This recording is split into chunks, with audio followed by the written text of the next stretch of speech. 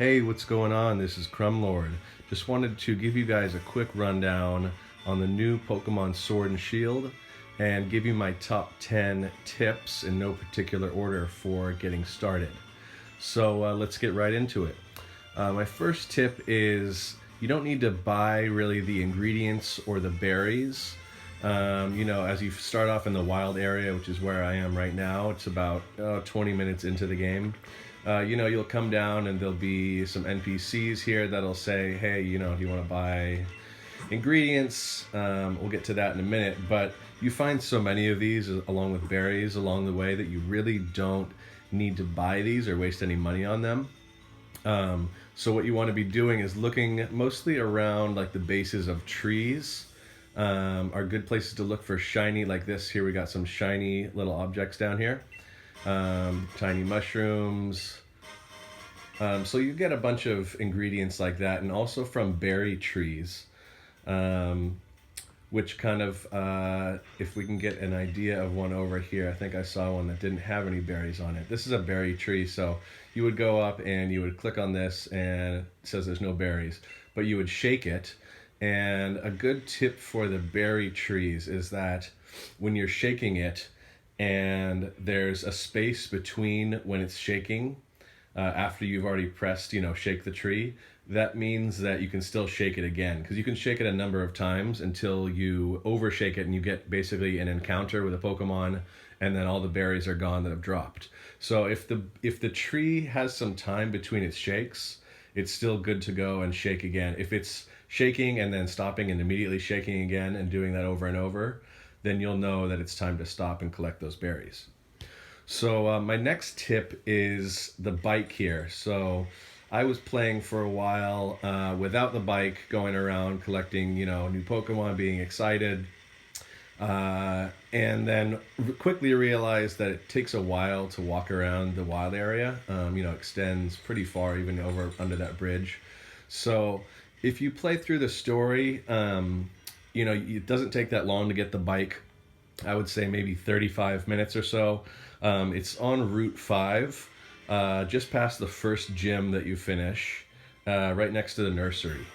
So definitely go get the bike early because it's going to make collecting things, getting around a lot quicker and more efficient. So my next tip is, if you guys don't know about this mechanic, it is using items and berries on your Pokemon. So if we take a look at some of these berries, citrus berry, and it says if a Pokemon holds one, it can restore its own HP by a small amount during battle. So you can see that, maybe not the bottom of my screen on the left there, but you can see that all my Pokemon have different items. So this allows them in the battle, if you haven't been with the last generations, to do things like recover HP or be immune to confuse, things like that. So take a look at all your berries and see what you want to have on your Pokemon. My next tip would be to definitely camp when you guys can. I'll show an example right now, but it's good for a number of reasons. One, you get experience with your team. Your team gains experience. As you play with them, they get more experience. They also get friendly towards you, which have a bunch of hidden benefits of I've had one of my guys that's friendly to me didn't die. He kept his HP at 1 instead of dying because he wanted to impress me. So because he was friendly with me, I got another turn with him. And it's things like that. Sound off in the comments if you know all the mechanics of friendly. But definitely camp with them here. It's really fun. You can call them over. Obviously, Clefairy is the cutest thing ever. So, you can play with them, take out a toy. Right, you can play fetch with them. Okay, so it's amazing. Also, make sure to talk to them. Pick up the ball. You can talk to them, and it makes them happy, and you can kind of know, Clefairy will say, I'm hungry or something. So that's when you want to go and cook some food for them. If you pull up the menu here and you go to cooking, and we start cooking, basically what you're going to do is you're going to be picking a base of some sort. So let's just go with pre-cooked burger to make this quick. And then you're going to be picking any number of berries. Now, I haven't seen any guides online that show really the best way to make good curries.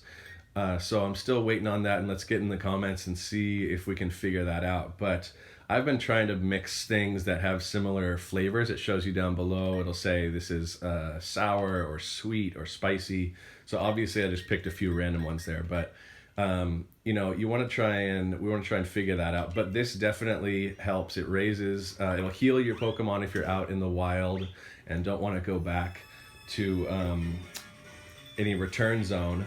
And it also can restore their PP, and it gives them experience. So this also, I haven't found a good guide, but what I've seen is that if you're getting some sparks coming off the fire in this part, but not too big of a fire, and then in this part you're going to see some little, this looks like about a good rate, because you'll start to see those little sparkles. So that's a good rate. That's what you want to see, because if you go too fast it'll splash, and if you don't go fast enough you're not going to get those sparks. So we're going to see what we can get here. And this, I'm thinking that the best place is around here to try and get it in the middle. And then it's going to give you a grade, which will give you any number of experience or anything to your Pokemon after they've eaten it. So while this is going, the next thing I want to talk about is the mystery gift. So let's just watch this really quick. It's amazing. Okay, so yeah, it's great to feed your Pokemon. We did pretty good. Okay, we got silver. Yes, quit camping. So your mystery gift, it's going to show you everyone getting experience, etc. Your mystery gift is in your menu. So if you've bought the game before, I think it's January 15th, you're going to go to your mystery gift and get the mystery gift. It's going to give you a Gigantamaxing Meowth. Someone correct me if I'm horribly wrong on that. Let's see. On the Gigantamax. So we'll give you the Meowth. If you have save data for Let's Go Pikachu or Let's Go Eevee, it's also going to get you an Eevee or a Pikachu, respectively. That Gigantamax Meowth. Respectively, that you'll be able to use early on, and those guys are where you find that actually is right in the beginning of the wild area. I'll go over there right now as I talk about it. There's two people in the train station that are going to give that to you. So just make sure as you pop into this first train station that you talk to these people. I think it is these people in the corner. Yes, one of those two. I talked to all these people in here. I think he gave one as well. So make sure you talk to NPCs. That's another tip here, is really talk to everybody. And if you're online, which, let me see if I need to connect. If you're online, I haven't figured this out yet, but it looks like there are actual players running around when you're connected to the internet. Like right here, okay? So they're running around, if I click on them, they give you, say, a loaf of bread. They'll give you stuff for your cooking usually. Sometimes they'll give you pearls and things you can sell, but it stops them. So I'm not sure if that means that they're an NPC. But see, they only kind of come out when you're connected to the internet. These people kind of roam around, but all of them, make sure to talk to them because they will all give you something. Okay, so the next thing we want to talk about is a max raid. So actually, unfortunately, I don't see, I think I've done all of them right now in this area. But I'll give you an idea. If we go over to, you're going to be looking for big red beams in the sky. I can see one kind of in the distance way over there. But basically, these things will be glowing red with a beam coming from them. These are called dens. And what you're going to want to do, if you want to get your Pokemon up to a high level quickly, you're going to want to do some of these raids early. Now, they're not that hard. The Pokemon inside are about, they start around level 15. when you first come into this area, but you get to work with 4 people. So if your Pokemon are around 12, 13, I wouldn't worry about trying the raids. You only get to use 1 Pokemon in them, which you can Dynamax, which gives it more health and more power. I might do a video on that if you guys are interested as well. But definitely when you go into it, look at the type of Pokemon it's going to be so you can match up what type you're going to play against, and look in the top left, it'll show an amount of stars. Most of them in the beginning will be 1 star, so they'll be easy to get, but make sure that it's not a 5-star or something before you go attacking it at level 10. Another tip for these is, even if they're not active with a raid in them, you want to go around clicking them because you're going to get what are called watts. And these inactive ones give you 50 watts each. Let's see if I can zoom around this.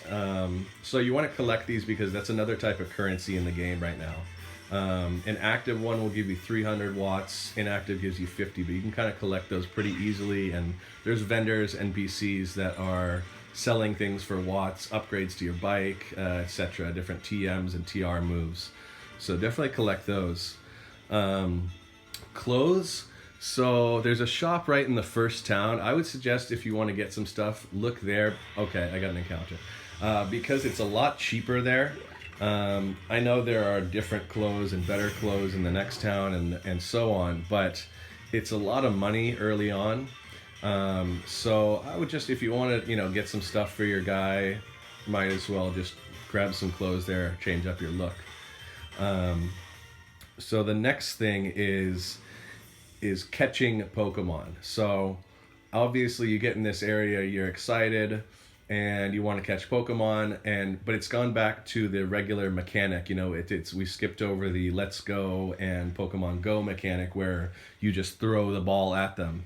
We're back to having to knock their health down or paralyze them or sleep them somehow to get them, especially higher level Pokemon, able to be caught. Now, a lot of lower level, 15 and below, you can just throw a Pokeball right at them at the encounter beginning.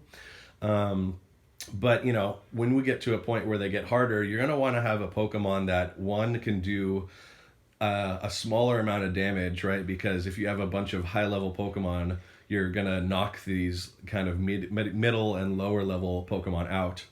So one that can do, a little bit of damage, and then also something that can sleep or paralyze. Right now I have a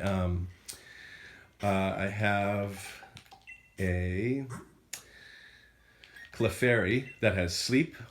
So I'll bring my Clefairy in, and Clefairy can sing and put the Pokemon to sleep. It makes it a little easier to catch. So look for things like that can bind them, put them to sleep, confuse them, paralyze them, make it easier for them to catch. So the last thing here is a couple of recommendations for Pokemon, early on in the game at least. So early on, you're going to be wanting to kind of get some matchup types for the gyms coming up. So what you're going to want to definitely do is get a mix of different Pokemon. If you picked Grookey in your Leaf, you're going to want to get some fire and water, and vice versa for the rest of them. Get some of the opposite types. If you go down by the water's edge at a lot of those places, you can't do it here, but if you go by the water's edge, where the water is even with the land, you'll see some dark spots, and that's where you're going to be able to fish.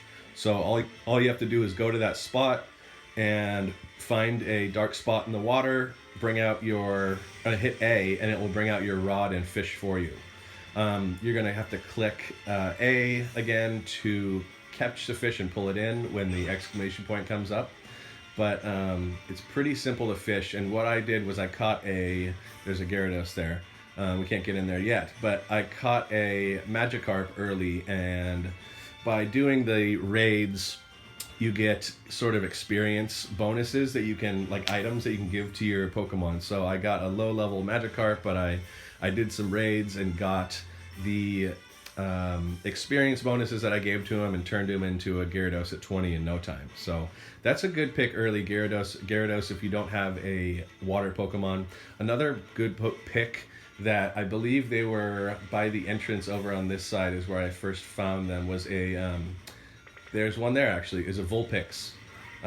So right here by the entrance of the next town, you'll see an area that'll have Vulpix here. So Vulpix is great to have at the beginning of the game here because what you can do is go right over to this side of the bridge and you can get a Firestone early on over here, right at the when you get to the wild area. So if you give a Firestone to your Vulpix, it's going to turn it into Ninetales, and Ninetales is going to be a really powerful early fire Pokemon. That's going to be really good for, like, there's Snorlax. That's going to be really good early on. So it's between one of these things. I think it would be right back here is where the Firestone, it's a Pokeball, that would be right there. So you can get that Firestone, get yourself a Ninetales early on, and kind of mow through some people. My last pick would be a Rookidee, which is probably one of the first Pokemon you're going to see. It's the bird type Pokemon. And the reason is because it turns into this Corviknight, which is, I can show you here, which is this bird Pokemon, but he's also Steel. And Steel, I think, is going to be really good in Sword and Shield. And, you know, it's just a good type to have, a strong bird type. So I would go ahead and get a Rookidee and train it up. So, okay, let me know what you guys think in the comments, guys. If you have any questions, let me know. Let's try and figure out some of these mysteries. I might be doing a Max Raid video here soon to get a little more in-depth on that. Okay, thanks, guys. Crumlord signing off.